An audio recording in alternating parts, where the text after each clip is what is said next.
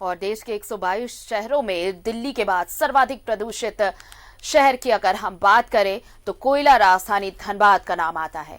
NCAP ने अपनी अपनी रिपोर्ट में पीएम के आधार बताया आपको कि एक रिपोर्ट है, उसके आधार पर झारखंड के धनबाद की हवा के प्रदूषण की मात्रा खतरनाक पाई। सिम्फर के वैज्ञानिकों ने धनबाद के वायु प्रदूषण पर जो शोध किया है, उसकी रिपोर्ट चेतावनी के साथ ही खतरे को आगाह करा रही है।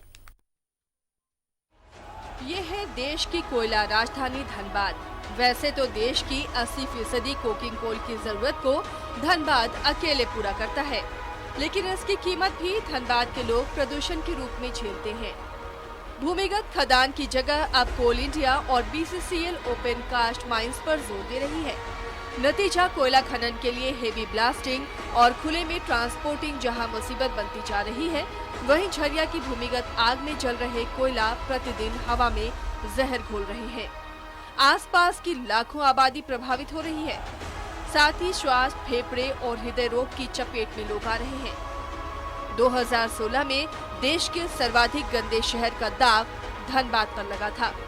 हालांकि धनबाद निगम ने अपने अथक प्रयास से फिलहाल ये दाग धो दिया है, लेकिन समस्या अभी भी खत्म नहीं हुई। सिर्फ वायु प्रदूषण ही नहीं, बल्कि धनबाद में जल प्रदूषण भी बढ़ता जा रहा है।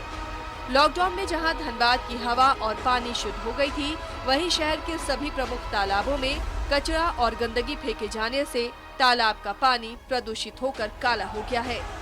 दुर्गा पूजा बीतने के बाद हाल ही में झारखंड प्रदूषण बोर्ड ने पंपू तालाब, झरिया का राजा तालाब, रानी बांध तालाब सहित कई तालाबों के पानी की बीओडी सैंपल लिया है। सभी में ऑक्सीजन की मात्रा काफी कम हो गई है। वहीं धनबाद नगर आयुक्त सत्येंद्र कुमार ने बताया कि लोग अपनी जिम्मेवारी नहीं निभा रहे हैं। क्योंकि पूजा में हम लोगों ने साफ कराया था तालाब का, पुनः विसर्जन के बाद आज से हमारे सभी मजदूर वहाँ लगे, कल ही से लग गए थे। कल ज़्यादा संख्या में लोग नहीं आ पाए थे, लेकिन आज से सभी तालाबों में मजदूर हम लोगों ने लगा दिया है और वो साफ करा दिया जाएगा।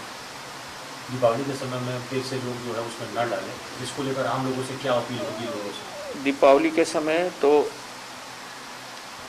हमको नहीं लगता है कि लोग नहीं डाले तो ज़्यादा अच्छा रहेगा, और दीपावली के बाद छठ का समय होता है तो ऐसे भी लोग सफाई ज़्यादा करते हैं, तो बीच में जो कचरे निकलते हैं, हम लोगों ने अपने सभी को कहा है, अपने निचले वाले लोगों को, कि तालाबों में कम से कम डालें।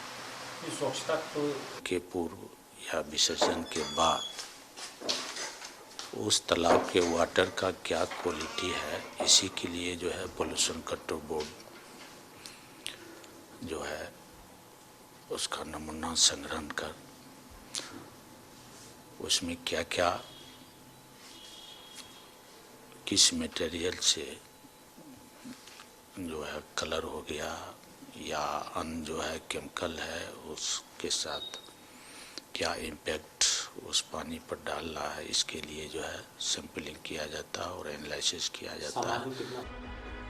आपकी जानकारी के लिए बता दें कि धनबाद में प्रदूषण के लिए सिर्फ ओपन कास्ट कोलियरी ही जिम्मेवार नहीं है, बल्कि हार्ड कोक, सॉफ्ट कोक फैक्ट्रियां, ईंट उद्योग, घनी आबादी के बीच खुले खदान प्रदूषण के लिए कारण रहे हैं। दिलचस्प बात यह है कि धनबाद की हवा में प्रदूषण मापने के लिए 5 जगह आरडीएस मशीन लगाई जानी थी, लेकिन फिलहाल झरिया में ही एक डस्ट जांच मशीन लगी है और कहीं नहीं लगी। एक तो सर्वप्रथम आपको ये ध्यान देना होगा कि धनबाद की भौगोलिक स्थिति क्या है। पूरे भारत में जो भी माइनिंग फील्ड्स हैं, इतने कंसंट्रेटेड माइनिंग पूरे धनबाद शहर के इर्द गिर्द में इतनी ज़्यादा माइंस हैं, और मैक्सिमम माइंस में आज ओपन कास्ट ब्लास्टिंग होती है। और जब ब्लास्टिंग करते हैं, अगर बहुत कंट्रोल ब्लास्टिंग नहीं हो रही है, तो बहुत सारे पार्टिकल्स जो होते हैं किलोमीटर्स तक वो ट्रेवल करते हैं। तो पहला कारण यह है कि एक कंसंट्रेटेड माइनिंग एक्टिविटीज़ हमारे धनबाद शहर के अगल बगल में है, इवन शहर में ही माइनिंग हो रही है। एक वो तो सबसे बड़ा कारण वो है कि हमारी जो माइनिंग एक्टिविटीज़ की वजह से अगर वो बहुत साइंटिफिक तरीके से किया जाए, उसकी ब्लास्टिंग को कंट्रोल ब्लास्टिंग तौर पर किया जाए, तो बहुत कुछ धूल कण को हम लोग रोक सकते हैं, पोल्यूशन को बहुत कुछ बचा सकते हैं। राष्ट्रीय स्वच्छ हवा कार्यक्रम के तहत देश के 23 राज्यों में दिल्ली के बाद सबसे ज़्यादा प्रदूषित शहरों में धनबाद का नाम आता है, और मानक के हिसाब से यहाँ पर PM10 का 243 माइक्रोन पहुँच गया है, यानी आबोहवा बेहद ही खतरनाक स्थिति में है। इसका कारण है कि जहां लॉकडाउन में बेहतर आबो हवा हुई थी, जलवायु साफ हुए थे, वहीं एक बार फिर से माइनिंग गतिविधि बढ़ी है। साथ साथ गाड़ियों की परिचालन भी ज़्यादा हो रही है। सवाल यह है कि आम नागरिक अपनी जवाबदेही कब निभाएंगे। साथ ही साथ सरकार को इस बात को लेकर भी चिंता करने की जरूरत है कि धनबाद में बेहतर आबो हवा कैसे हो। कैमरामैन तपेश के साथ अभिषेक कुमार, न्यूज़ 11 भारत, धनबाद।